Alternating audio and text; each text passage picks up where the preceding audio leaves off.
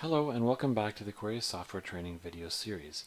This video will show how to create basic datasets in Springboard. To create a new time series in AQUARIUS, first click on the location menu and select New Basic Time Series.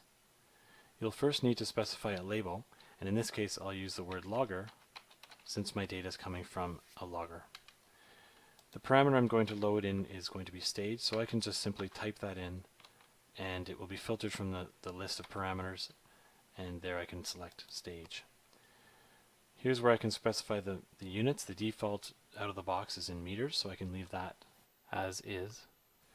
And then for the measurement method I need to select one of the items that are specified here. If I don't know what it is, I can just put none. In this case I know it's coming from a pressure transducer, so I will select that. Let's leave the interpolation type as instantaneous values. And for the gap tolerance, we'll put 15 because our data interval is at every 15 minutes.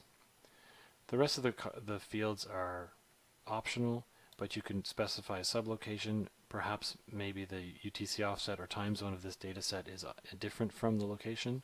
You can specify that here. If there was a particular computation, maybe these are values of max or min or medians, you can specify that here. In this case I'll just leave this as is because this is raw data.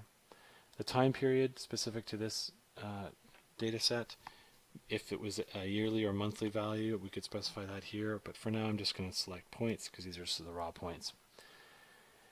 I can choose whether I want to publish this data or not, or it be publishable. For now let's say yes because I do want this to be available, and I can add additional information here in the description and any comments. Click Save Changes and I'll have my data set created.